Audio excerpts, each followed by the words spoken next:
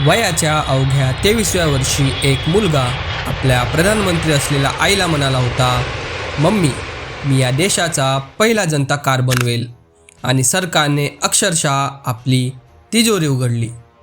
28 वर्षाचा झाल्यावर तो म्हणाला, मम्मी, मी या देशातील सगळ्या समस्या सोडवेन.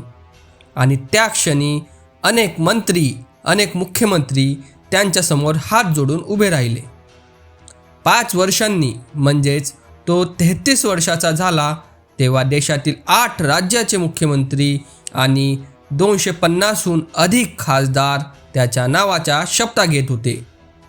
पण एका झोपडलेल्या सकाळी तो अचानक काळ्याच्या पडद्याआड गेला. ही गोष्ट आहे संजय गांधीची आणि त्यांच्या मृत्यूची कहाणी. 23 जून 1980 देशाच्या पंतप्रधान इंदिरा गांधी काही महिन्यापूर्वीच पुन्हा सत्तेत परतल्या होत्या. 1977 साली आणीबाणीमुळे त्यांना सत्ता गमवावी लागली होती. मात्र अवघ्या 2.5 वर्षातच जनतेला समजून चुकले होते की जनता पार्टी सत्तेच्या लायकीची नाही.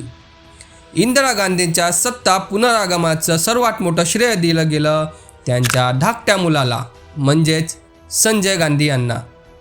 तिकीट वाटपात तरुणांना संधी, पक्ष संघटनेवर मजबूत पकड यामुळेच इंदिरा गांधी पुन्हा सत्तेत आल्या आणि संजय गांधींच्या सल्ल्याने इंदिरा गांधी यांनी ज्या 9 राज्यात विरोधी पक्षांची सरकार होती त्या सर्व विधानसभांना बरखास्त केलं. नवीन निवडणुका झाल्या आणि 8 राज्यात काँग्रेस पुन्हा सत्तेत आली. मे 1980 मध्ये इंदिरा गांधींनी घोषणा केली, संजय गांधी काँग्रेसचे महासचिव होणार. संजय गांधींची राजकीय शैली जशी होती तशीच त्यांची व्यक्तिगत वृत्ती होती. धोके अंगावर घेऊन जगणं, मरणालाही न घाबरणं हे संजय गांधींची खास शैली होती. सफरजंग रोडवर आपली मेटाडोर गाडी असा कट मारवत चालवायचे की अनुभवी चालकही घाबरून जात. विमान उडवतानाही ते तितकेच बेफिकर होते. इंदिरा गांधींचे योग गुरु धीरेंद्र ब्रह्मचारी यांनी संजय गांधींच्या धाडसाबद्दल आधीच सावध केलं होते. 19 जून 1980 मृत्यूच्या केवळ 2 दिवसाआधी धीरेंद्र ब्रह्मचारी काश्मीरहून परत असताना एअरपोर्टवर त्यांची भेट संजय गांधीशी झाली. संजय म्हणाले, स्वामीजी, एक हवाई फेरफटका मारूया. पण धीरेंद्रजींनी स्पष्ट नकार दिली. पुढच्याच दिवशी इंदिरा गांधींचे विश्वासू सहकारी R.K. धवन संजयसोबत विमानात बसले. थोड्याच वेळात खाली उतरल्यावर धवन म्हणाले, मॅडम, आज नंतर मी कधी संजयसोबत ते प्लेन उडवताना बसणार नाही.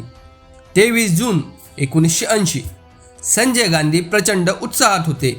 ते पिट्स S-2A लाल रंगाचं हलक्या इंजिनचं कलाबाजीसाठी प्रसिद्ध विमान उडत होते. दिल्ली फ्लाइंग क्लबचे चीफ इन्स्ट्रक्टर सुभाष सक्सेना त्यांच्यासोबत होते.